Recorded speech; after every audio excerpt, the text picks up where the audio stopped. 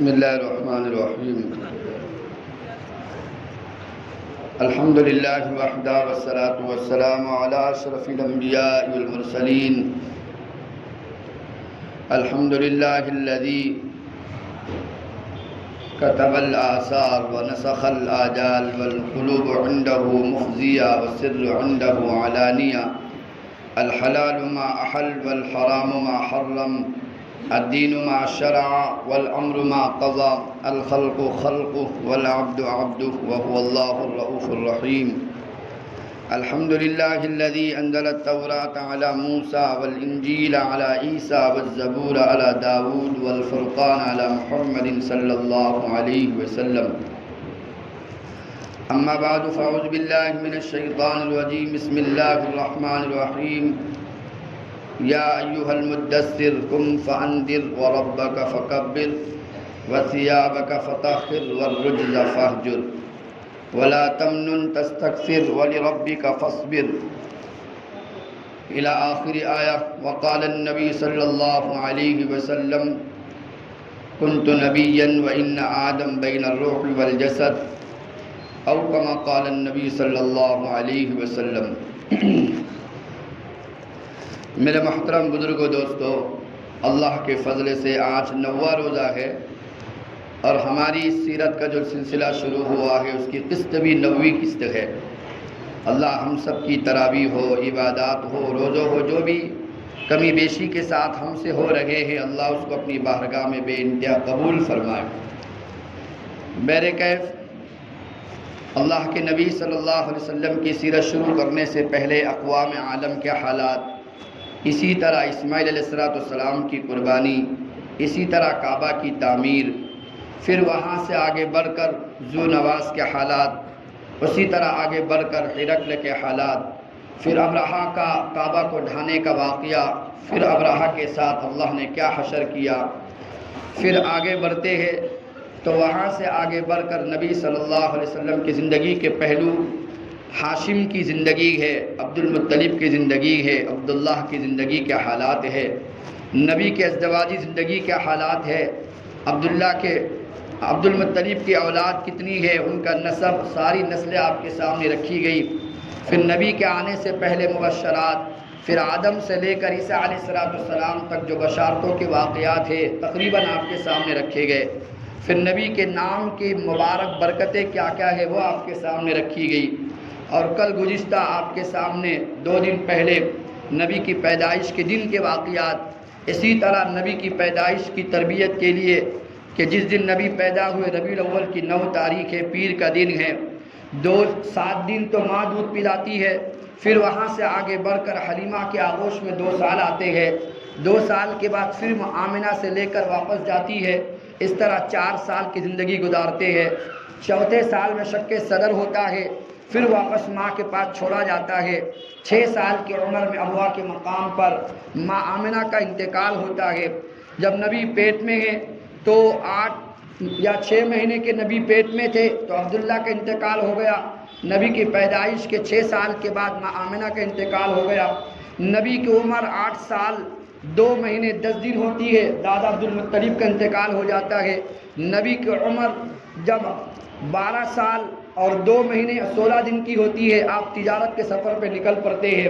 15 سال کی عمر میں جنگ فجار ہوتی ہے. 25 سال کی عمر میں ختیجہ سے نکاح ہوتا ہے، جو آپ کے سامنے کل بیان ہو رہا تھا. تو کیوں نہ یہاں سے شروع کرے. اللہ کے نبی صلی اللہ علیہ وسلم کے تجارت کا سفر طے کرنے کے لیے ختیجہ نے انتخاب کیا ہے محمد رسول اللہ صلی اللہ علیہ وسلم کا. اور پہلے ہی دن تجارت میں جانے کے بعد میسرہ نے نبی کے اخلاق، نبی کا کردار، نبی کی امانت داری، نبی کا معاملات کو دیکھا ہے، نبی کی معاشرت کو دیکھا ہے. پھر یہی میسرہ نے اپنے آنکھوں دیکھا حال ختیجہ سے کر دیا. تو ختیجہ کے دل میں شوق ہوا نبی سے نکاح کرنے کا. نفیسہ بنت عبدہ سے، انبا سے بات ہوئی، انہوں نے بات لڑائی اور نبی صلی اللہ علیہ وسلم کا نکاح ختیجہ سے ہوا ہے. جب نکاح ہو رہا ہے تو ختیجہ کی عمر 40 سال ہے اور محمد مصطفیٰ صلی اللہ علیہ وسلم کی عمر صرف 25 سال کی ہے.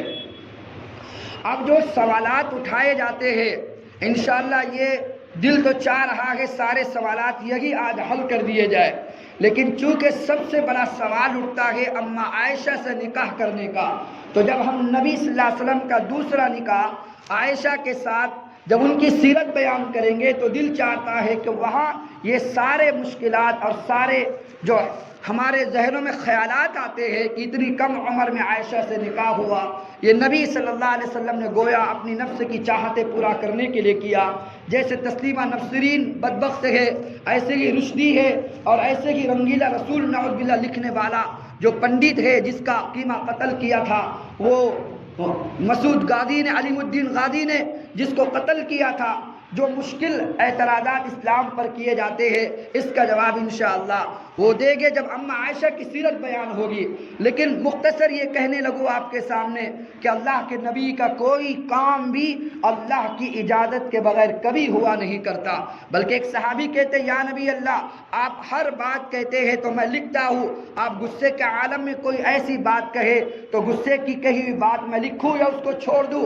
تو نبی نے فرمایا اکتب لا یخرج من ھذا الا الحق، تو لکھا کر جو میں بیان کرتا ہوں، اس سے کہ غصے کے عالم میں بھی محمد کی زبان سے کبھی غلط بات نہیں نکلا کرتی، اس سے کہ میں آپ غصے کے عالم میں آگے پیچھے ہو جاتے ہیں لیکن نبی غصے کے عالم میں بھی حق بات کو کہتے ہیں، اس سے کہ اللہ فرماتے وما ينطق عن الهوى، یہ تو کچھ کہتا ہی نہیں، جو میں کہتا ہوں محمد مصطفیٰ لوگوں سے بیان کرتا ہے۔ لہذا اللہ کے نبی صلی اللہ علیہ وسلم کی زندگی کے تعلق سے آج تھوڑا ذہن خالی آپ کا ہو جائے، پھر سیرت عائشہ جب نبی کا نکاح دوسرا ہوگا وہاں پر انشاءاللہ سارے اشکالات کو حل کیا جائے گا۔ لیکن یہ تو سوچو تو صحیح کہ نبی کا جب کوئی کام اپنی مرضی کے خلاف نہیں ہوتا، اپنی مرضی سے رب کی مرضی کے خلاف نہیں ہوتا، تو عورتوں سے نکاح جو نبی نے 9 عورتوں سے نکاح کیا ہے کہ اپنی چاہت کو پورا کرنے کے لیے کیا ہے۔ ایک خاتون جس کی عمر 40 سال ہو اور نکاح کرنے والا 25 سال کا ہو، ذہن میں بات آتی ہے آپ کی؟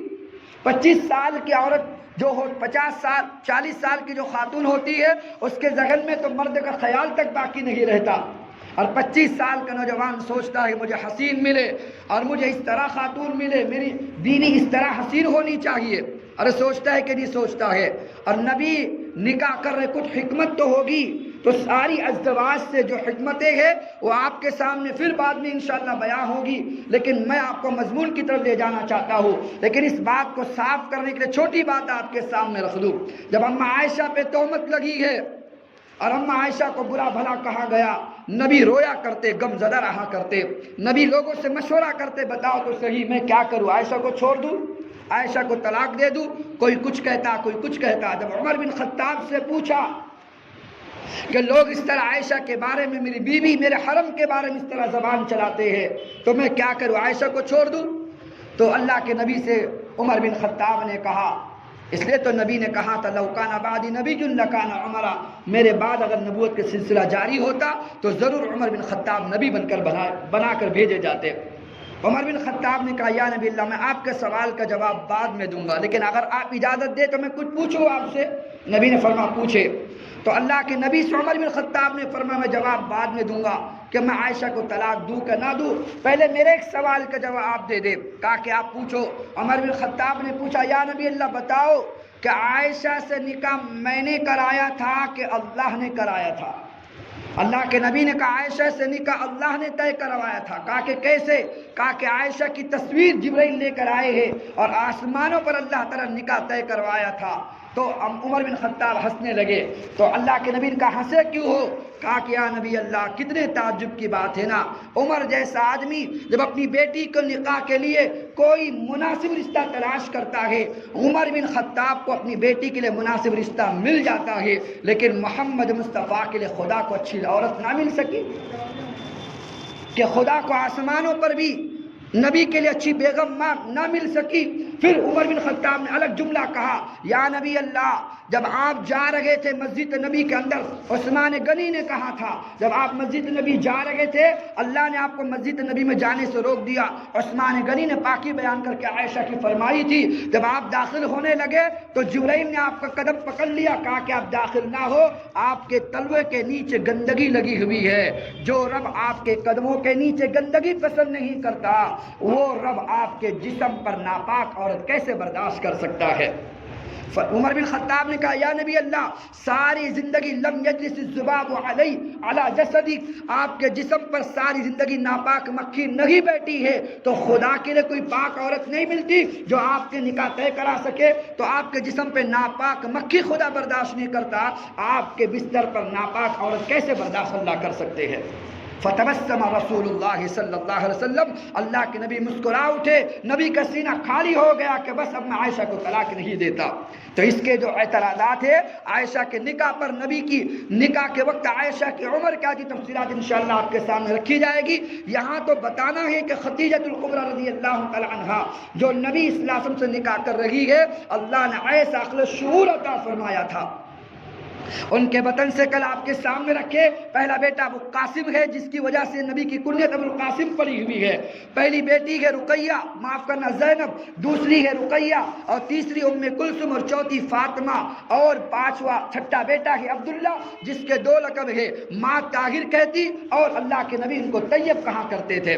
یہ زندگی گزر رہی ہے، لیکن بتانا مقصود یہ ہے کہ ایسی تربیت اور ایسی پرورش وہ کرنے والی، نبی کا خیال رکھنے والی، اس سے نبی صلی اللہ علیہ وسلم جب خدیجہ کی تعریف کرتے، عائشہ فرماتے مجھے بہت چڑ ہوتی نبی صلی اللہ علیہ وسلم سے کہ اللہ کے نبی، میں ناراض ہو جاتی کہ اللہ کے نبی خدیجہ کی تعریف کرتے ہیں، میں باقیرہ ہوں، میں حسین ہوں، جمیل ہوں، میں تو بن بیائی تھی، میرا تو پہلا نکاح نہیں ہوا تھا۔ نبی کی جتنی ازدواج ہے وہ پہلے نکاح ہو، کسی کا 1 طلاق، کسی کا 2 مرتبہ نکاح، کسی کا 1 نکاح، کسی کا 2 نکاح۔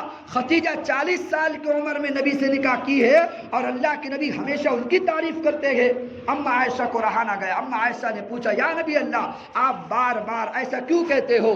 خدیجہ نے میرے ساتھ یہ کیا، خدیجہ ہم گئے تو خدیجہ نے یہ مدد کی، خدیجہ نے میرا ایسا ساتھ دیا، آپ خدیجہ کو اس کے مرنے کے بعد کیوں یاد کرتے ہو؟ اللہ کے نبی فغضب رسول اللہ صلی اللہ علیہ وسلم، اللہ کے نبی ناراض ہو گئے۔ اللہ کے نبی ناراض ہو کر عائشہ کو جھنجھوڑ کر کہا اے عائشہ یاد رکھنا تم میرے پاس اس وقت آئی ہو جب اللہ نے کائنات کی سرداری کا تاج میرے سر پہ رکھا ہے، میں نبی بن چکا ہوں تب تم میری نکاح میں آئی ہو، لیکن خدیجہ میرے نکاح میں اس وقت آئی تھی جب خدا کے سوا زمین پر مجھے کوئی پہچاننے والا نہیں تھا، جب خدیجہ نے مجھ کو اپنا سہارا بنایا اور مجھے اپنا ساتھ دیا ہے اور مجھے سہارا دیا ہے، اور ایسا غموں کے اور ایسے نبی کو تسلی دینے والی خاتون۔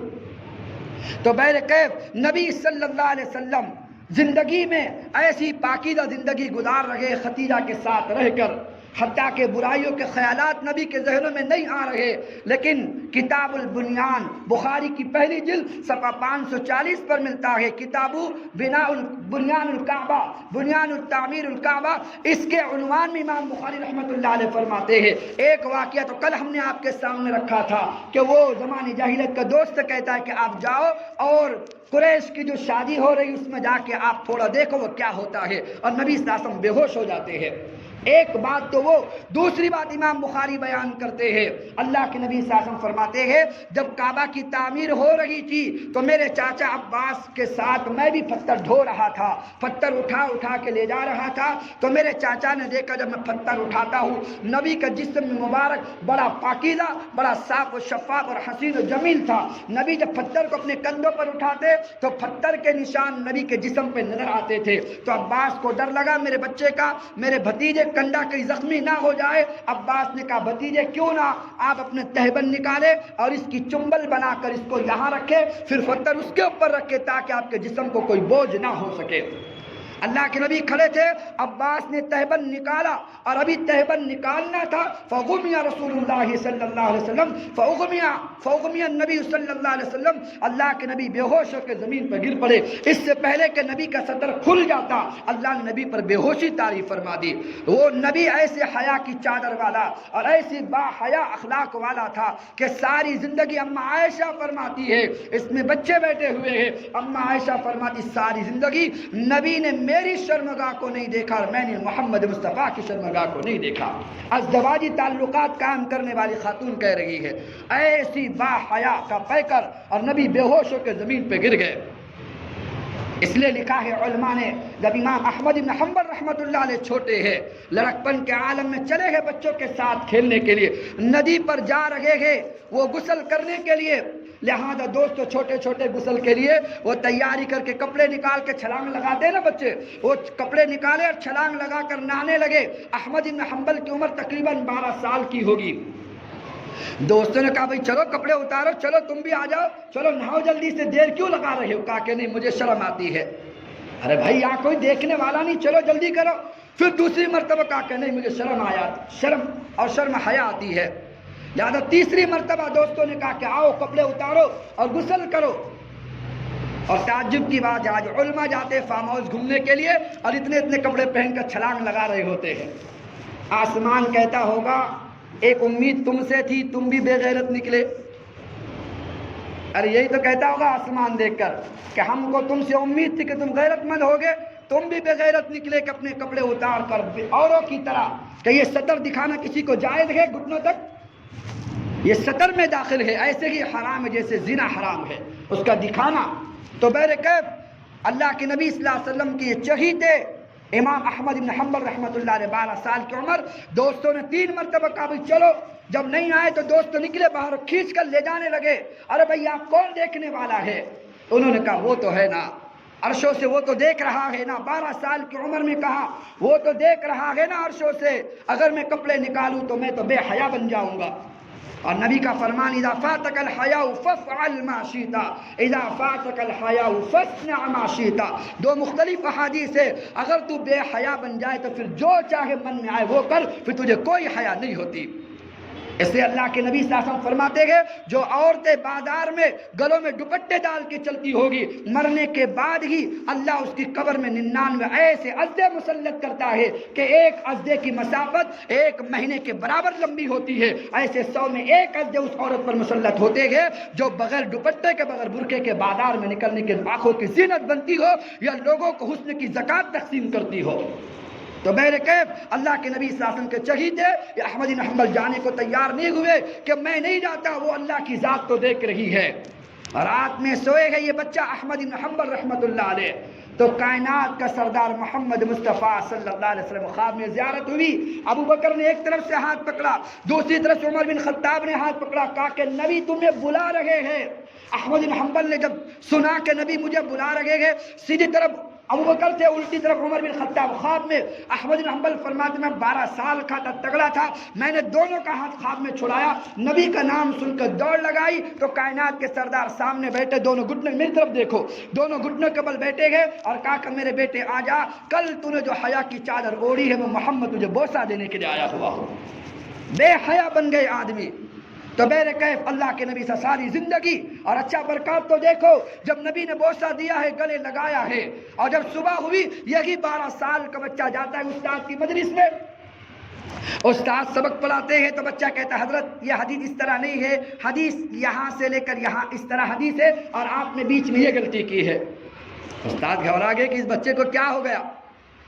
پھر دوسرے دن وہ حدیث پڑھائے تو کہا کہ آپ جو حدیث آپ نے پڑھی ہے جملہ آپ نے چھوڑ دیا ہے، اس طرح حدیث نہیں، حدیث اس طرح ہے، اور خود بچہ پڑھ کے سنا رہا ہے۔ بچے کو شک ہو گیا، یہ 2 دن پہلے والا احمد تو نظر نہیں آتا۔ بچہ استاد نے سبق جلدی سے بند کیا اور سب بچوں کو ایک طرف کر دیا۔ احمد بن حنبل سے کہا کہ پیارے بتاؤ بات تو کچھ ہے، تو کہا کہ بات نرالی یہ ہے کہ مدنی محمد مصطفیٰ نے خواب میں آ کے مجھے بوسہ دیا ہے جس کی برکتوں کا یہ ظہور ہو رہا ہے۔ تو بہرکیف آپ سے عرض کرنا یہ ہے اللہ کے نبی صلی اللہ علیہ وسلم بڑے با حیا، بے حیا نہیں، بڑے با حیا، حیا کی چادر اوڑھنے والے، اس سے اللہ کے نبی صلی اللہ علیہ وسلم بیٹھے ہوئے ہیں اور نبی صلی اللہ علیہ وسلم کے یہ پیر ادھر دیکھو، یہ پیر اس طرح نبی صلی اللہ علیہ وسلم کا تھا، یہ چادر اٹھی ہوئی گھٹنوں کے اوپر تک۔ حضرت ابوبکر صدیق داخل ہوتے ہیں، اللہ کے نبی کی چادر ویسے ہی ہے۔ عمر بن خطاب داخل ہوتے ہیں، نبی کی چادر ویسے ہی ہے۔ تیسری مرتبہ جب عثمان غنی آنے لگے اور بلال سے اجازت چاہی کہ میں اندر آ جاؤں، اللہ کے نبی سے بلال نے کہا عثمان غنی آ رہے ہیں۔ اللہ کے نبی نے چادر فوراً ایسے کر لی اور اپنا پیر سیدھا کر کے بیٹھ گئے۔ ابوبکر نے کہا جب میں آیا تو چادر ویسے تھی، عمر بن خطاب نے کہا جب میں آیا تو چادر ویسے تھی، اور آپ نے عثمان کو دیکھ کر چادر سے اپنا وہ تہبند نیچے کر لیا۔ تو اللہ کے نبی نے کہا عثمان غنی وہ با حیا والا آدمی ہے، وہ با حیا والا آدمی جس سے اس نے ہوش سنبھالا ہے، اپنے سیدھے ہاتھ سے اپنی شرمگاہ کو ہاتھ نہیں لگایا، جس سے حیا کرتے ہوئے فرشتے اس کے گھر میں داخل نہیں ہوتے ہیں۔ اگر وہ موجود ہو تو فرشتے باہر سے مجھ سے بات کرتے ہیں۔ تو ایسی با حیا کا پیکر ایسے میں نے بڑوں سے سنا ہے، حدیث تو نہیں ہے، بڑوں سے سنا ہے کہ بڑے کہتے جس گھر میں عورت اتنے بلند آواز سے بات کرے کہ گلی محلوں سے گزرنے والا کسی اجنبی شخص کے کانوں کے اندر اگر اس عورت کی آواز چلی جاتی ہو جو اپنے بچوں کو پکار رہی ہو یا شوہر سے بات کر رہی ہو یا جو بھی عمل کر رہی ہو، اگر اس کی آواز کسی نامحرم کے کانوں کے اندر جو گلی محلوں سے گزر رہا ہے اس کے کانوں میں چلی جاتی ہے، اللہ اس آواز کی نحوست کی وجہ سے 40 دن فرشتوں کا نزول اس گھر سے اللہ ختم فرما دیا کرتے ہیں۔ 40 دن ایک فرشتہ اس کے گھر میں ایک مرتبہ آواز سننے پہ داخل نہیں ہوتا۔ اور کیوں؟ یہی خدیجہ الکبریٰ رضی اللہ تعالیٰ بیٹھی ہوئی ہے، جبرائیل باہر کھڑے ہیں، جبرائیل اندر داخل نہیں ہوتے، تو نبی نے کہا آتے کیوں نہیں ہو؟ کہا کہ خدیجہ کے سر سے دوپٹہ سرکا ہوا ہے، جبرائیل کو حیا آتی ہے کہ محمد کے دربار میں داخل ہو۔ بات میری دوسری طرف چلی جائے گی، سیرت کا عنوان چل رہا ہے، لیکن میں خدیجہ کا مقام آپ کو بتانا چاہتا ہوں کہ خدیجہ نے اس وقت محمد مصطفیٰ کا ساتھ دیا جب نبی کا کوئی ساتھ دینے والا نہیں تھا۔ اب بخاری آپ اٹھائے، پہلی جلد ہے، تیسرا صفحہ آپ کو ملے گا کہ اما عائشہ چھٹی حدیث، اما عائشہ فرماتی ہے جب میرے نبی صلی اللہ علیہ وسلم کی عمر 40 سال اور 35 سال کے تھے، جیسے کل آپ کے سامنے بیان ہوا کہ 35 سال کی عمر میں کعبہ کی تعمیر ہو رہی ہے، کعبہ کی تعمیر میں باقور نامی جو معمار تھا اس کی نگرانی میں ساری تعمیر ہوئی اور اللہ تعالیٰ نے کعبے کی تعمیر مکمل فرمائی، اور حجر اسود کو محمد مصطفیٰ کے ہاتھوں اس کی جگہ پہ رکھا گیا۔ وہ ایک تاریخ الگ ہے کہ پھر حجر اسود کو چرایا گیا اور 40 سال یا 70 سال تک حجر اسود وہاں سے نکالا گیا اور وہ کعبہ میں نہیں تھا، بغیر حجر اسود کے کعبہ تھا۔ پھر بعد میں جنگ ہوئی، وہ حجر اسود واپس آیا ہے، اس کی الگ تاریخ ہے۔ لہذا اللہ کے نبی صلی اللہ علیہ وسلم کی جب عمر 35 سے آگے بڑھی ہے تو نبی کا دل خود بخود تنہائی کی طرف جا رہا ہے، عبادتوں کی طرف جا رہا ہے، نبی کے اندر امت کا درد غم آ رہا ہے، نبی تنہائی پسند کر رہے ہیں، نبی صلی اللہ علیہ وسلم خلوت کو پسند کر رہے ہیں۔ اس سے خدیجہ فرماتی ہے کہ میرے نبی صلی اللہ علیہ وسلم مجھ سے کہتے ستو کا انتظام کرو، پانی کا انتظام کرو، کھجور کا انتظام کرو، کچھ چنوں کا انتظام کرو۔ نبی اس کو لے لیتے، اور جبل نور ہے جس کو لوگ غار ثور کے نام سے جانتے ہیں، مدینے سے 2.5 یا 3 میل کے فاصلے پر یا 2 میل کے فاصلے پر پہاڑی ہے، آپ چلے جاؤ، ہمارا اللہ کا شکر پہنچنا ہوا، وہاں آپ کھڑے ہو جاؤ تو کعبۃ اللہ آپ کو صاف نظر آتا ہے۔ اور جبل سور، تو جبل نور اونچائی پر ہے اور جبل سور نیچائی پر ہے، حالانکہ جبل سور کی اونچائی بہت بلند ہے لیکن زمینی اعتبار سے یہ نیچائی پر ہے اور یہ اعلیٰ سطح پر ہے۔ اگر جبل نور ہو یا غار سور، جہاں بھی دونوں پہاڑ پر آپ بیٹھو تو کعبۃ اللہ آپ کو بالکل آنکھوں کے سامنے نظر آتا ہے۔ اب تو بڑی بڑی عمارتیں بن گئی ہے، اب نظر نہیں آتا، لیکن نبی جا کر وہاں بیٹھتے اس لیے تھے کہ کعبہ بھی سامنے ہو اور تنہائی ہو اور اللہ کی عبادت میں جی لگا کے اللہ کی عبادت کر سکے۔ تو اللہ کے نبی صلی اللہ علیہ وسلم جبل نور میں چلے جاتے، وہاں اللہ کی عبادت کرتے۔ تو نبی کی نبوت ملنے سے پہلے 40 سال مکمل ہونے سے پہلے 6 مہینہ پہلے، ربیع الاول کا مہینہ ہے، ربیع الاخر، جمادی الاول، جمادی الاخر، رجب اور شعبان، یہ 6 مہینے نبی کو رؤیا صالحہ، نبی کو خواب آتے رہے۔ بخاری کی روایت ہے، اما عائشہ راویہ ہے کہ یبدأ الوحی، کہ میرے نبی کی وحی کی جو ابتدا ہوئی ہے رؤیا صالحہ، 40 سال ہونے کے بعد، 40 سال سے پہلے وہ اچھے خواب نبی کو نظر آیا کرتے تھے، اور خواب رات میں دیکھا اور وہ خواب سویرے سچ ہو جایا کرتا تھا۔ جیسے صبح کی سفیدی ہوتی ہے اس طرح وہ خواب اللہ تعالیٰ سچ کر دیا کرتے تھے۔ لیکن میرا آپ کا خواب کوئی وہی نہیں ہے، خواب کی کچھ اقسام ہے۔ ایک خواب الہامی ہوتا ہے، ایک خواب شک و شکوک والا ہوتا ہے، ایک خواب نبی والا ہوتا ہے۔ لیکن میرے آپ کے خواب میں جو الہام میرے آپ کے ہوتے ہیں، دن بھر میں آپ جو کاروبار کرتے ہیں، بسا اوقات ذہن اس میں منتشر ہوتا ہے، رات میں سوتے ہیں تو وہی نظر آتا کہ میں کیلے بیچ رہا، میں سبزی بیچ رہا، میں ترکاری بیچ رہا، دن بھر اسی مشغول تھے۔ لیکن ایک خواب وہ ہوتے جو نبی والے خواب ہوتے ہیں، وہ مبشرات ہوتے ہیں، وہ آگے کے اشارات ہوتے ہیں، وہ آگے کی رہبری کے لیے بتائے جاتے ہیں۔ اس لیے تو ایک خواب دیکھا ابراہیم نے اور بچے کو ذبح کرنے چل پڑے، عقل میں بات آتی بھئی آپ نے خواب دیکھا؟ نہیں، نبی کا خواب وہی کا 46واں حصہ ہوتا ہے۔ لہذا نبی صلی اللہ علیہ وسلم کو مبشرات، خواب کے ذریعے سے اللہ تعالیٰ پہلے تربیت کر رہے ہیں اور خواب آتے ہیں۔ تو خواب کبھی جس شکل میں آیا ہے اس کی تعبیر بعینی الٹی ہوتی ہے، لیکن اس لیے نبی نے فرمایا خواب اپنا کسی حلیم کو بیان کرو یا کسی عالم کو بیان کرو. اور ہم کیا کرتے ہیں، جو نظر آئے یار میں نے ایسا خواب دیکھا، وہ بولتا پھر ایسا ہو جائے گا، پھر ویسے ہی ہو جاتا. نبی فرماتے خواب کی تعبیر ایسی ہے جیسے کوئی پرندہ اڑ رہا ہو، اس کے تلوے کے نیچے کوئی کنکر چٹکا ہوا ہو یا کوئی ذرہ لگا ہوا ہو، جیسے ہوا کی تپش سے وہ ذرہ کبھی بھی گر سکتا ہے. اگر تم نے جس کو خواب بیان کیا اس کے منہ سے جو الفاظ نکلے گا اللہ تعبیر ویسی ہی کر دیتے ہیں. اور ہم کس کو بھی خواب بیان کرتے. ایک بندہ تو ایسا مجھے روز فون کرتا، وہ روز میں نے یہ خواب دیکھا، میں نے اس کو دوسرا کچھ کام ہے کہ نہیں، روز خواب اور بھی تو کام ہے. تو بہرکیف خواب حقیقت میں اللہ آگے کی رہبری کروانے کے لیے دکھاتے ہیں کہ آگے کی رہبری ہو. کبھی خواب کی تعبیر بعینی اس کے برعکس سے ہوتی ہے. اللہ کے نبی صلی اللہ علیہ وسلم کے پاس نبی کی زوجہ آئی، نبی کی محترمہ، اور کہنے یا نبی اللہ میں نے خواب دیکھا آپ کے جسم کا حصہ کٹا ہوا ہے گوشت کا اور وہ نکلا ہے. اور چلتے چلتے حضرت فاطمہ کے گھر پہنچا، پھر فاطمہ کے جسم سے گوشت کا ٹکڑا نکلا ہے اور میری گود میں آ کے بیٹھ گیا اور گھبرا رہی ہے، پتہ نہیں کیا ہوگا. اور نبی کی عادت فجر کی نماز کے بعد نبی تشریف فرما ہوتے، جیسے آپ بیٹھے گے سارے صحابہ مجتمع ہوتے. نبی فرماتے کسی نے خواب دیکھا ہے؟ اگر کوئی کہتا میں نے دیکھا ہے، اللہ کے نبی اس کی تعبیر کرتے. اگر تعبیر نہ کرنا ہوتی ابوبکر سے فرماتے تم کھڑے ہو اس کی خواب کی تعبیر بیان کرو. اللہ نے صدیق کو خواب کی تعبیر کا بڑا علم عطا فرمایا تھا. بہرکیف لہذا نبی صلی اللہ علیہ وسلم کے پاس جب کہنے لگی، وہ گھبرا کے کہہ رہی کہ میں نے خواب دیکھا اس طرح، میں نے خواب کہ نظر آیا کہ آپ کے گوشت کا ٹکڑا فاطمہ کے گھر، فاطمہ کے گوشت کا ٹکڑا میری گود میں آیا، پتہ نہیں کیا ہوگا. اللہ کے نے فرمایا تم نے بڑا مبارک خواب دیکھا ہے. مبارک دیکھا ہے، جسم سے ٹکڑا نکلا گوشت کا، مبارک دیکھا ہے. کہا کہ ہاں. کہا کہ میرے جسم کا ٹکڑا ہے فاطمہ، اور فاطمہ کے بطن سے ایک بچہ پیدا ہوگا جس کا نام حسین ہوگا، تو اس کو گود میں لے کر کھلایا کرے گی. تو یہ گوشت کا فاطمہ مجھ سے ہے اور حسین فاطمہ سے ہے اور حسین تیری گود میں کھولے گا. یہ اس طرح تعبیر ہے.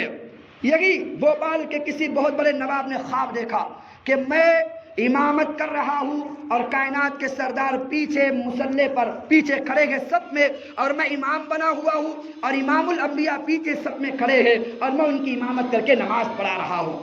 اب خواب کی تعبیر پوچھے تو کس سے؟ مولانا قاسم نانوتوی رحمۃ اللہ علیہ بڑے معبر تھے خواب کے. کہاں کہ جاؤ خواب کی تعبیر پوچھ کر آؤ. جب خواب کی تعبیر پوچھنے خادم کو بھیجا، وہ چلا گئے بھوپال سے دیوبند کے علاقے میں پہنچا گئے، اور خادم سے اس بھوپال کے نواب نے کہا کہ میرا نام نہ بتانا اور کہنا کہ خواب میں نے دیکھا ہے، امامت میں کر رہا ہوں اور اللہ کے نبی پیچھے صف میں کھڑے ہیں اور اللہ کے نبی کو میں نے پوری نماز پڑھائی ہے. لہٰذا جب وہ خادم پہنچا، غلام نوکر پہنچا، تو مولانا قاسم نانوتوی نے پوچھا خواب تم نے دیکھا ہے؟ کہا کہ میں نے دیکھا ہے. کہا کہ خواب تم نے نہیں دیکھا؟ کہا کہ نہیں میں نے دیکھا ہے. کہا کہ جب تک تم سچ نہیں کہو گے میں اس کی تعبیر نہیں بتاؤں گا، یہ خواب آپ نے نہیں دیکھا ہے. کہا کہ نہیں میں نے دیکھا ہے. کہا کہ پھر جاؤ میں خواب کی تعبیر نہیں بتاتا. کہا کہ ٹھیک ہے، اتنے دور سے سفر کر کے آیا ہوں تو سچ کہتا ہوں یہ خواب بھوپال کے میرے آقا نواب نے دیکھا ہے، تعبیر پوچھنے کے لیے مجھے بھیجا ہے. تو مولانا قاسم رونے لگے. کہا کہ جاؤ پہلے اپنے نواب کا جنازہ پڑھو، بعد میں میرے پاس تعبیر پوچھنے آنا. اب دیکھو خواب کتنا اچھا ہے. اللہ کے نبی سب میں کھڑے ہوئے ہیں اور وہ نماز پڑھا رہے ہیں. اس سے برا، اس سے اچھا کوئی خواب ہو سکتا ہے؟ کہا کہ جاؤ پہلے جنازہ پڑھو. تو کہا کہ تمہاری عقل تو نہیں ماری گئی، آپ کیسے تعبیر؟ کہا کہ جلدی کرو ورنہ تاخیر ہوگی اور جنازہ کندھا بھی تمہیں نصیب نہ ہوگا. وہ دوڑ لگائی، اس نے پہنچا ہے نواب کے پاس اور دیکھا تو نواب کا جنازہ اٹھ کے گلیوں سے جا رہا تھا. روتے روتے کندھا دیا، دل میں تشویش کشمکش ہے کہ جلدی پہنچو حضرت کے پاس اس کی تعبیر پوچھو. لہذا جنازہ تجہیز تکفین پوری ہوئی اور جب سارا عمل ہو گیا تو پھر سفر طے کیا، دیوبند پہنچا گئے اور دیوبند پہنچنے کے بعد کہا کہ جیسے تم نے کہا ویسی تعبیر ہو گئی ہے کہ میرے آقا کا انتقال ہو گیا، لیکن یہ تو بتاؤ آپ نے تعبیر کیسے کی ہے؟ کہا کہ تعبیر کرنے میں کیا دیری ہے کہ یاد رکھنا کائنات کا سردار پوری کائنات کا امام ہے. میرے نبی کے آگے جنازہ تو آ سکتا، کائنات کا کوئی انسان کھڑا نہیں ہو سکتا. میرے نبی کے آگے جب وہ کھڑا ہو گیا اس کا مطلب یہ مرنے والا ہے. امام الانبیاء جو پوری کائنات کا امام، اس کا کون امام بن سکتا ہے؟ ارے بات سمجھ میں آ رہی نہیں آ رہی؟ اس سے میں نے تعبیر دی، اگر وہ آگے بڑھ گیا ہے لگتا ہے اس کو جانے کا وقت قریب آ گیا. تو تعبیر بسا اوقات الٹی ہوتی ہے، لیکن جو خواب سناتے وہ سامنے والا اسی طرح بیان کرنا شروع کرتا ہے. زبیدہ خاتون نے خواب دیکھا اور خواب دیکھتی ہے کہ میں کعبہ کی چھت پہ کھڑی ہوئی ہوں اور پوری دنیا کے انسان آ رہے ہیں اور مجھ سے نفع اٹھا رہے ہیں. بات سمجھ میں آ رہی نا آپ کی؟ میں کھل کے نہیں کہہ رہا، مجھ سے نفع اٹھا رہے ہیں، لہذا میں روتی ساری خواب میں روتی رہی، آنکھ کھلی تب بھی میں روتی رہی۔ معبرین سے خواب کی تعبیر پوچھے تو کیسے پوچھے کہ کعبۃ اللہ ہو، اللہ کا مکان ہو، اللہ کا گھر ہو، پلس میں اس پہ کھڑے ہو کے پوری کائنات کے جانور تک مجھ سے نفع اٹھا رہے ہیں۔ بڑی شرم کے مارے جب صبح ہوئی اس نے خواب کو بیان کرنے کی سچے معبر کے پاس بھیجا۔ لہذا بعض کتب میں کہتے امام سیرین رحمۃ اللہ علیہ، لیکن بعض کہتے کسی اور اللہ والے نے خواب کی تعبیر بتائی کہ یاد رکھنا جو تو نے خواب دیکھا اس کی تعبیر اللہ نے بہت اچھی رکھی ہے۔ کہا کہ کیا اچھی رکھی؟ میں تو خواب دیکھا میں اس طرح حرکت کر رہی ہوں اور تم کہتے ہو کہ ساری دنیا منتقل ہو رہی ہے اور یہ کوئی غلط خواب نہیں ہے۔ کہا کہ ہاں، اللہ تجھ سے زندگی میں ایسا کام لے گا جس سے پوری کائنات کے لوگ اس سے نفع اٹھائیں گے۔ اور ویسے کی خواب کی تعبیر مکمل ہوئی۔ زبیدہ نے عراق سے لے کر مکہ اور مدینہ تک اس نے نہریں کھود دی ہے۔ لوگ جب قافلے گزرتے تھے حاجی ہو کے تو اس نہر زبیدہ سے پانی پیا کرتے تھے، جانور بھی پی رہے اور انسان بھی پی رہے ہیں، ساری دنیا اس سے فائدہ اٹھا رہی ہے۔ بے بات سمجھ میں آ رہی نہیں آ رہی؟ تو خواب کی تعبیر ہر کسی کو نہیں پوچھنا، بیگم سے تو بالکل نہ کہنا، وہ آپ کو مروا کے چھوڑے گی۔ بیگم سے بالکل نہیں، اگر اس کو خواب کی تعبیر بیان کرو اس کے منہ سے کبھی نکلا تو پہلے مروانے پہ تیار ہوتی ہے۔ تو لہذا خواب کی تعبیر کسی عالم سے بیان کرو یا کسی حلیم سے بیان کرو۔ تو اللہ کے نبی صلی اللہ علیہ وسلم کو نبوت ملنے سے پہلے مبشرات جو ہو رہے ہیں تو 40 سال کی عمر میں عام طور سے نبی کو نبوت ملا کرتی ہے، 2 نبیوں کے علاوہ۔ آتانی الکتاب وجعلنی نبیا، عیسیٰ علیہ السلام ماں کی گود میں کہہ رہے کہ اللہ نے مجھے نبی بنا کر بھیجا ہے۔ یا یحییٰ خذ الکتاب بقوہ، اور اللہ فرمانے کہ یحییٰ کو ہم نے بشارت دے دی پہلے زکریا کو کہ یہ نبی بن کے بچہ دنیا میں آ رہا ہے۔ لیکن سارے نبیوں کی تربیت ایسے ہوتی ہے کہ 40 سال تک پہنچایا جاتا ہے، اس کے بعد نبوت کا تاج اس کے سر پہ سجایا جاتا ہے۔ آپ غور کریں گے 40 سال ہی کیوں ہے؟ 40 کی مدت کیوں ہے؟ من علقہ مدغہ مخلقہ، جو قرآن میں آتا ہے کہ انسان جو بنتا ہے 40 دن کے اندر اس کا گوشت کا لوتڑا ہے، 40 دن کے بعد 40 دن جمع و خون ہے، 40 دن کے بعد تبدیلی آتی ہے، پھر 40 دن کے بعد گوشت کا لوتڑا بنتا ہے، پھر 40 دن کے بعد اس میں ہڈیاں پرو جاتی ہے، ثم انشأنہ خلقا آخر، 40 دن کے بعد اس میں تبدیلی آنا شروع ہوتی ہے۔ لہذا 40 دن کو بڑا اس میں اثر اور بڑا اس میں دخل ہے۔ موسیٰ علیہ السلام 40 یوماً، 40 دن تک، پہلے 1 مہینہ کیا تھا، 10 دن اور بڑھا کر اللہ کے نبی موسیٰ علیہ السلام تورات لینے گئے گے، اللہ نے 40 دن کا اعتکاف موسیٰ علیہ السلام سے کروایا۔ ایسے کہ نبی نے فرمایا جو مدینے کے اندر 40 رکعتیں باجماعت پڑھ لیتا ہے اللہ اس کو 2 پروانے عطا فرماتے ہیں، ایک تو اس کے دل سے اللہ نفاق نکال دیتے ہیں اور اللہ اس کو دوسرا جہنم سے آزاد کر دیتے ہیں۔ تو ایک تو نفاق سے برات ہو جاتی ہے اور دوسرا جہنم سے بری ہونے کا اللہ اعلان کر دیتے ہیں۔ تو 40 دن کا بڑا اثر، اس لیے ہمارے اللہ والے انہوں نے 40 دن اللہ کے راستے میں تبلیغ کا ذریعہ نکالا ہوا ہے کہ 40 دن ایک تبدیلی ہوتی ہے۔ ایک شرابی 40 دن اچھے ماحول میں آ جائے، ایک جواری 40 دن اچھے ماحول میں آ جائے، ایک کبابی اچھے ماحول میں آ جائے، ایک اللہ کا نافرمان 40 دن فرشتے والوں ماحول میں آ جائے۔ صبح شام کی عبادت ہے، وہ اس کو ایسے پروان چڑھاتی ہے، فرشتوں کے ماحول کی برکت سے جب جاتا ہے تو فرشتوں والے صفات لے کے اللہ کے راستے سے لوٹتا ہے۔ پھر آپ کہو گے کہ وہ 40 دن کے بعد 40 دن کام کرتا ہے، اس کے بعد پھر بھٹک جاتا ہے۔ تو پہلے فرشتے والے ماحول میں آیا تو فرشتہ بن کے گیا ہے، اب چونکہ شیطان والے ماحول میں گیا ہے تو آپ جیسا بن گیا ہے۔ تو وہ ماحول اس کو نہیں ملا جو اس کو اللہ کے راستے مل رہا تھا، تو وہ ماحول نہ ملنے کی وجہ سے پھر وہ بھٹک جاتا ہے۔ تو پہلے کب 40 دن کا بڑا اثر ہوتا ہے۔ تو نبی صلی اللہ علیہ وسلم کی عمر جب 40 سال کو ہو رہی ہے، نبی صلی اللہ علیہ وسلم غار ہرا میں دھیان لگا کے بیٹھے گئے اور خدیجہ الکبریٰ رضی اللہ تعالیٰ فرماتی ہے رمضان کا پورا مہینہ اللہ کے نبی وہاں عبادت کیا کرتے تھے، پورا مہینہ نبی نیچے نہیں اترتے۔ وہ ستو ہے لیکن نبی صلی اللہ علیہ وسلم جب رمضان کے علاوہ جب دھیان لگا کے بیٹھا کرتے، نبی آس پاس میں نکلتے دیکھے کسی کے جسم پہ کپڑا نہیں، کسی کو کھانے کو روٹی کا ٹکڑا نہیں، کسی کو سر چھپانے کے لیے چھت نہیں، نبی غمزدہ ہوا کرتے، امت کے درد غم اللہ دے رہے ہیں۔ روتے روتے اللہ کے نبی صلی اللہ علیہ وسلم ایک مرتبہ غمزدہ گھر میں داخل ہوئے۔ نبوت ملنے سے پہلے اللہ کے نبی صلی اللہ علیہ وسلم جب غمزدہ داخل ہوئے، خدیجہ نے چہرہ پڑھ لیا۔ خدیجہ نے پوچھا یا نبی اللہ آپ اتنے مغموم کیوں نظر آتے ہو؟ تو اللہ کے نبی رونے لگے کہ میں کیا کروں، میں ایسے راستوں سے گزرتا ہوں، نہ لوگوں کے لیے کھانے کا ٹکڑا ہے، نہ لباس کا چھتڑا ہے، نہ ان کے لیے گھر ڈھانکنے، نہ چھت، ان کے لیے سر ڈھانکنے کی چھت کا انتظام ہے، اور ایسے گلی محلوں میں پڑے ہوئے ہوتے ہیں، وہ کیسی مفلسی کی زندگی گزارتے ہیں، ان کا درد غم نے مجھے رلا کے رکھ دیا۔ خدیجہ نے کہا نبی اللہ آپ غم نہ کرے، اس کا انتظام ہم کرتے ہیں۔ سبحان اللہ، کیا کہنے اس خاتون کے، اپنے خادم میسرہ کو حکم دیا، رشتہ داروں کو بلایا، کہا کہ جو میرے خزانے ہیں میرے سامنے پیش کرو، لہذا سونے چاندی کے انبار لگائے گئے۔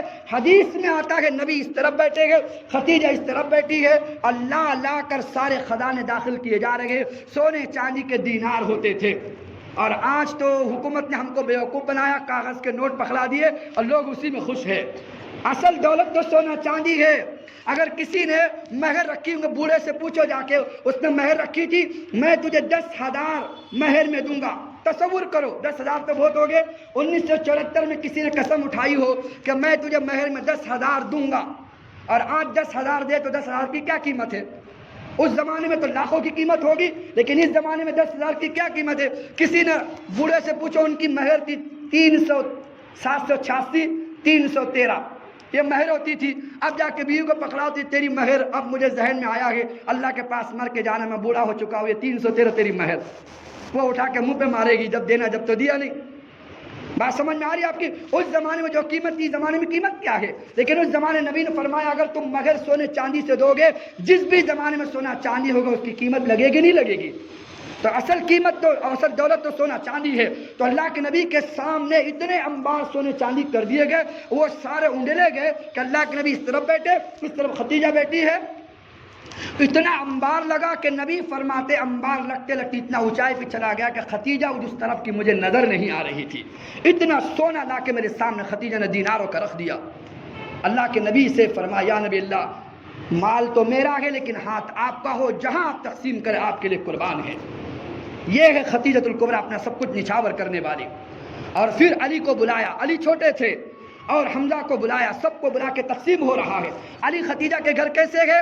ابو طالب مکہ کے سردار ہے، سب کچھ لوگوں کے لیے نچھاور ہو رہا، وہ زمزم میں شہد ملا کے دیا جا رہا، روٹی چور کر کھلائی جا رہی، سالن کے انتظام ہے، ان کی خدمات ہو رہی ہے، پانی کا انتظام ہے، پانی ختم ہو تو باہر سے منگایا جا رہا ہے، سب اپنی قوم کے لیے کرتے، لیکن اپنے جو بچے تھے ان کے گزارے کے لیے ابو طالب کے گھر میں گزارے کے پیسے نہیں ہوا کرتے تھے۔ تو قوم ایک مرتبہ آئی ابو طالب کے پاس، ابو طالب تم اپنا گزارا خود نہیں کر سکتے، تمہارے گھر میں اتنے بچے، اس کا گزارا کیسے ہوگا؟ ایک کام کرو، ایک ایک بچہ ہمیں تقسیم کر دو، آپ کو کوئی مشکل نہیں ہوگی، دن بھر بچہ ہمارے گھر پر رہے گا، شام میں سونے کے لیے تیرے گھر پہ آ جایا کرے گا۔ ابو طالب کی جتنی اولاد تھی وہ تقسیم ہو گئی، تو علی رضی اللہ عنہ تقسیم ہو کر خدیجہ کے حصے میں آئے ہوئے تھے۔ تو خدیجہ ان کی تربیت اور پرورش کیا کرتی تھی، اب حکم ملنے پر سارا مال تقسیم کر دیا گیا۔ بہر کیف اپنی بات کی طرف آ رہا ہوں، آج 40 سال نبی صلی اللہ علیہ وسلم کے مکمل ہو رہے ہیں، اور نبی صلی اللہ علیہ وسلم کو نبوت کا تاج سر پہ سجایا جانا ہے، تو اللہ کے نبی کے دل میں عبادت کا ذوق، امت کا درد غم اور خلوت اور اللہ کی طرف دھیان، یہ سب کچھ غار ثور کے ذریعے سے اللہ تعالیٰ انتظام کر رہے ہیں۔ لہذا اللہ کے نبی صلی اللہ علیہ وسلم فرماتے ہیں بخاری کی پہلی جلد کی 3 صفحہ 4 صفحہ شروع ہوگا، لہذا کیف بدأ الوحی، اس کے شروع میں آپ کو ملے گا۔ اللہ کے نبی صلی اللہ علیہ وسلم فرماتے ایک دن میں اپنی عبادت میں لگا ہوا تھا، اچانک ایک نورانی مجسم میرے سامنے کھڑا ہوتا ہے، اس کے ہاتھ میں ایک ورقہ ہے اور اس پر کچھ لکھا ہوا ہے، اس نے کہا اقرأ بسم ربک الذی خلق الانسان من علق اقرأ وربک الاکرم الذی علم بالقلم علم الانسان ما لم یعلم۔ یہ آیات ابتدائی نازل ہوئی تو وہ ورقہ ہاتھ میں دے کر لوگ کہتے کہ اللہ کے نبی کو کہہ رہے پڑھو، ارے بھائی جو نبی پڑھنا لکھنا جانتا ہی نہیں وہ پڑھے گا کیا؟ وہ پڑھے گا کیا؟ وہ تو سنانا ہوا۔ علماء نے عجیب نکتہ لکھا ہے کہ جبرائیل کے ہاتھ میں ایک ورقہ تھا جس پہ آیات لکھی ہوئی تھی، لیکن نبی چونکہ عربی پڑھنا جانتے نہیں تھے، اگر نبی صلی اللہ علیہ وسلم عربی پڑھ لیتے یا ایران یا یمن چلے جاتے اور بچپن میں تعلیم جا کے حاصل کرتے اور بڑے ہو کر 40 سال کے بعد علماء فرماتے اگر وہ کہتے کہ مجھ پہ قرآن اترتا ہے تو لوگ کہتے چونکہ تم عرب میں پیدا ہوئے ہو، عربی تمہیں آتی ہے تو قرآن تم نے اپنے ہاتھوں سے لکھا ہوا ہے، اس لیے اللہ نے اپنے نبی کو ان پڑھ بنایا اور ساری امت کا سرتاج بنا کر قرآن اتارا ہے۔ اللہ نے اس لیے ان پڑھ نبی امی بعث هو الذی بعث فی الامیین رسولا، ایسے نبی اعجمی ہو عربی عربی مبین، اللہ تعالیٰ نے ایسا نبی بنا جو ان پڑھ اپنا نام تک لکھنا نہیں آتا، لیکن پوری کائنات کی سرتاجی کا تاج، وہ مدرسہ کعبۃ اللہ بن گیا ہے، لیکن معلم کو آنے کی ضرورت تھی، اللہ نے محمد کی شکل معملی پوری دنیا کو درس دینے والا اللہ نے بنا کر بھیج دیا۔ تو جب جبرائیل آئے گئے ان کی حیت کو دیکھ کر میں گھبرا گیا۔ جبرائیل نے کہا اقرا پڑھو، میں نے کہا ما انا بقاری، مجھے پڑھنا نہیں آتا، کیونکہ پڑھنا جانتے ہی نہیں تھے۔ تو ورقہ جبرائیل دکھا رہے تھے یہ پڑھو، نبی کہتے ما انا بقاری، مجھے پڑھنا نہیں آتا۔ دوسری مرتبہ اقرا پڑھو، نبی نے کہا ما انا بقاری، مجھے پڑھنا نہیں آتا۔ تیسری مرتبہ پڑھو اقرا، تو نبی نے کہا ما انا بقاری۔ کیوں کہہ رہے نبی؟ اس سے کہ حقیقت میں نبی کو پڑھنا نہیں آتا تھا، اس سے کہ نبی پڑھنا جانتے ہی نہیں تھے۔ لہذا جبرائیل نے فضمنی ضمن شدیدہ، جبرائیل نے پکڑا ہے نبی کو اور اپنے سینے سے زور سے لگایا ہے۔ لہذا علماء لکھتے ہیں جبرائیل کی سینے کا جو بشری، جو پوری کائنات کے فرشتوں کا رسول جبرائیل ہے اور پوری کائنات انسانوں کا نبی محمد مصطفیٰ ہے، وہ نوری رسول ہے، یہ بشری رسول ہے۔ نوری رسول کا اختلاط ہوا ہے، یلقى النوری یلقى البشر النبی، جب دونوں آپس میں اختلاط ہوا ہے تو جبرائیل کے سینے کا علم اللہ نے اسی وقت منتقل کر کر محمد مصطفیٰ کے سینے میں اتار دیا، اور نبی نے پڑھنا شروع کیا اقرأ بسم ربک الذی خلق الانسان من علق۔ وہ سینہ منتقل ہو گیا، اس کی برکتوں سے نبی کا سینہ کھل گیا اور اللہ کے نبی نے قرآن پڑھنا شروع کر دیا۔ ارے جبرائیل کی بات ہے، میں آپ کو لے چلوں دیوبند کے علاقے کے اندر، سہارنپور کا علاقہ ہے، مولانا خلیل احمد سہارنپوری رحمۃ اللہ، بہت بڑے اللہ والے، کئی کتابوں کے مصنف، لہذا ان کے خادم ایک شاگرد، بس وہ ہمیشہ خدمت میں لگا رہتا، کبھی لکھنا پڑھنا اس کا کام ہی نہیں۔ اور ہوتا کیا تھا، سہارنپور کے مدرسے کا اگر کوئی اگزام ہو تو دیوبند کے علماء آ کے اگزام لیتے تھے، اگر سہارنپور کا ہو تو دیوبند والے آتے، دیوبند کا کبھی ہوتا تو سہارنپور کے معلم جا کر وہاں امتحان لیا کرتے تھے۔ تو سہارنپور کے امتحانات چل رہے تھے، ویسے کوئی اگزام حال تو نہیں تھا، کوئی ڈگری تو تھی نہیں اس زمانے میں۔ ڈگری تو آج ہے کہ میں قاسمی بن جاؤں، میں اشاعتی بن جاؤں، اور میں بیتی بن جاؤں، اور میں فلاحی بن جاؤں، یہ تو آج ڈگری اب چل پڑی، پہلے ڈگریاں نہیں تھی۔ اس سے کہ وہ علماء کی نگاہ اس بات پر تھی کہ عالم اگر ڈگری لے کر جائے گا تو اس کا ذہن پیسے کمانے پر بن جائے گا کہ یہ ڈگری ہے، اس ڈگری پر مجھے فلانی جاب مل جائے گی۔ اس سے علماء کے ذہن میں نہیں تھا کہ عالم بننے کے بعد تو اس کو ڈگری سونپے، لیکن مجبوراً اب سند دی جاتی ہے کہ یہ عالم بن چکا ہے، اس کی وہ شہادت ہوتی ہے۔ لہذا میرے کہ مولانا شیخ الہند رحمۃ اللہ علیہ دیوبند سے چلے گئے اور وہاں چل کر ان کے وہ ایگزام لینے لگے ہیں۔ خلیل احمد سہارنپوری رحمۃ اللہ علیہ گھر میں بیٹھے ہوئے ہیں اور اسی کمرے کے اندر بچہ ایک جو خادم تھا وہ بھی بیٹھا ہوا ہے، اس کا ایگزام چل رہا ہے۔ لہذا شیخ الہند جیسا آدمی، علم کا بحر زخاب، جس نے مالٹا کی جیل میں بیٹھ کر ایسی تفسیر لکھی کہ دنیا کے بڑے بڑے علماء ان کی تفسیر سے علم حاصل کرتے ہیں، وہ قومیں جو شیخ الہند کو نہیں مانتی اور وہ طبقات باطلہ جو شیخ الہند پر اعتراض کرتے ہیں، انہوں نے بھی چوری چھپی شیخ الہند کی تفسیر سے استفادہ حاصل کیا اور گواہی دی کہ ہم مانتے کہ ایسی تفسیر ہم نے زندگی میں کبھی نہ دیکھی، جو مالٹا کی سلاخوں کے پیچھے بیٹھ کے تفسیر لکھی۔ ابن تیمیہ کی تفسیر جا کر دیکھو، ابن تیمیہ قید ہے جیل خانے کے اندر اور انتظام نہیں ہے، لہذا اپنے جیلر سے کہتے جب تم کھانا بناتے ہو نیچے جو کوئلہ بچ جاتا ہے وہ کوئلہ مجھے لا کر دے دو، تمہارا بڑا احسان ہوگا۔ وہ جیلر کوئلہ لے کر جاتا، وہ کوئلہ لیتے اور دیواروں پر قرآن کی تفسیر لکھتے۔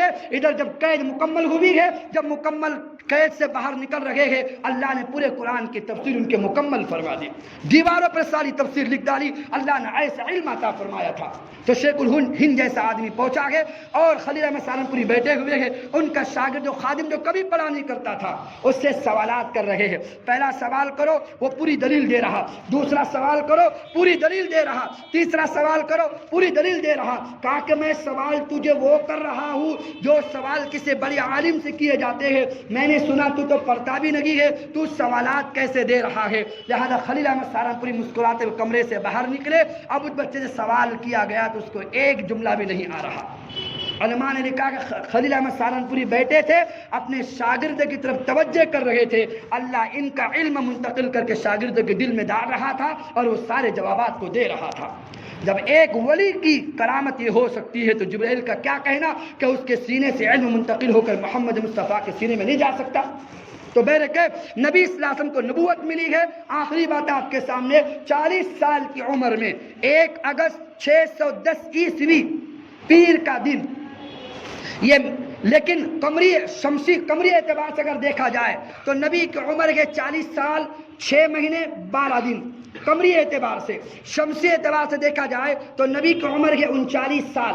سمجھ میں آ رہی بات؟ کیونکہ قمری اعتبار سے 365 دن ہوتے ہیں تو نبی کی عمر 39 سال اور 3 مہینے اور 22 دن. یہ نبی کی کل عمر شمسی اعتبار سے ہوتی ہے. اور قمری اعتبار سے نبی کی کل عمر جب 40 سال 6 مہینے 12 دن کی ہوتی ہے تو نبوت کا تاج محمد مصطفیٰ کے سر پہ سجایا جاتا ہے. تب نبی صلی اللہ علیہ وسلم وہاں سے نکلتے ہیں اور نبی غم زدہ ہے، ہانپ رہے ہیں، کانپ رہے ہیں، دوڑتے دوڑتے مکہ پہنچتے ہیں. زمبیلونی یا ختیجہ، زمبیلونی یا ختیجہ، اے ختیجہ مجھے چادر اڑا دو کہ میرے ساتھ یہ معاملہ ہو رہا ہے جسم میں کبھی تاری ہو رہی ہے. پھر سارا واقعہ بتا. کوئی آنے والا آیا تھا اور اس نے مجھے دبایا ہے اور پہلی آیات مجھ پر اتری ہوئی ہے. اللہ کے نبی صلی اللہ علیہ وسلم وہ ہانپ رہے، کانپ رہے، پریشان ہو رہے ہیں. تو سب سے پہلا جملہ جو ختیجہ نے کہا ہے انک لتصل الرحم، اے نبی اللہ آپ غم نہ کرے، اے اللہ کے نبی آپ پریشان نہ ہو، آپ تو وہ ہے جو صلہ رحمی کرنے والے، آپ وہ ہے جو مزدور کا ہاتھ بٹانے والے، آپ وہ ہے جو بیوہ کے سر پہ چادر اڑانے والے، آپ وہ ہے جو بھوکوں کو کھانا کھلانے والے، آپ وہ جو بھٹکوں کو راہیں دکھانے والے، آپ وہ ہے جو پرائے کو اپنا بنانے والے ہیں. اللہ آپ کو ضائع نہیں کرے گا، اللہ نے ضرور آپ کے ساتھ کوئی بڑا معاملہ کیا ہوگا. وہ ختیجہ جان رہی ہے. اس کے علماء نے اس نقطے کو نیچے لکھا ہوا ہے کہ جہاں امام الانبیاء کے قدم لڑکھڑا رہے گے اس قدم کو تھامنے والی کوئی تھی تو ختیجۃ الکبریٰ رضی اللہ تعالیٰ عنہا تھی. ان کو تسلی دینے والی ختیجہ تھی. لہذا ورقہ بن نوفل کے پاس لے کر پہنچتی ہے. ورقہ بن نوفل نے علامات دیکھی. وہ ضعیف، پہلے تو سچے پکے مسلمان تھے، بعد میں نصرانی ہو چکے تھے، عمر زیادہ ہو چکی تھی، نابینا ہو چکے تھے، لہذا نبی کی بشارتیں سنا چکے تھے. جب نبی کے یہ ساری داستان اپنے چچا زاد بھائی سے ختیجہ نے بیان کی ہے تو ورقہ بن نوفل نے کہا کہ جب بڑا ہوگا معاف کرنا اس کے سر پہ اللہ تعالیٰ نے وہ جو ناموس اس کے پاس آیا ہے، جو ناقور اس کے پاس آیا ہے، وہ ناقور آتا تھا موسیٰ علیہ السلام پر رکھتا ہے، وہی جبرائیل نبی کے پاس وہی لے کر آیا ہے اور آج نبوت کا تاج اس کے سر پہ سجایا گیا ہے. اگر میں زندہ رہوں تو سب سے پہلا کلمہ پڑھ کے تیرے ہاتھ پہ میں ہی کلمہ پڑھوں گا اور میں اسلام میں داخل ہوگا. تو بہرکیف اللہ کے نبی صلی اللہ علیہ وسلم کو نبوت کا تاج نبی کے سر پہ سجایا جاتا ہے اور نبی صلی اللہ علیہ وسلم کو نبی کے تاج سے سرفراز کیا جاتا ہے. نبی صلی اللہ علیہ وسلم نے اس وقت جبرائیل کو دیکھا جب وہی چلی گئی ہے تو چند دنوں تک وہی نہیں اتری تو نبی پریشان تھے کہ کوئی آنے والا، کوئی اور تو نہیں تھا جو مجھے سنا کر گیا ہے. نبی خود شک میں، بخاری کی روایت ہے کہ نبی چاہتے کہ میں کسی پہاڑ پر جاؤں، وہاں سے گر جاؤں یا میں اپنے آپ کو ہلاک کر دوں. لیکن جب بھی نبی جاتے تو جب بھی نبی صلی اللہ علیہ وسلم فرماتے میں نے دیکھا جبرائیل کھڑے ہوئے ہیں، ان کا سر مقام اجیاد جو ہے، جو آپ مکہ ٹاور دیکھا ہوگا آپ نے، ہے نا، بہت سارے حاجی لوگ ہیں، مکہ ٹاور کے پیچھے جو سڑک اوپر جا رہی ہے الاجیاد نامی ہوٹل ہے، اللہ کا شکر ہے اس ہوٹل میں ہمارا ٹھہرنا ہوا.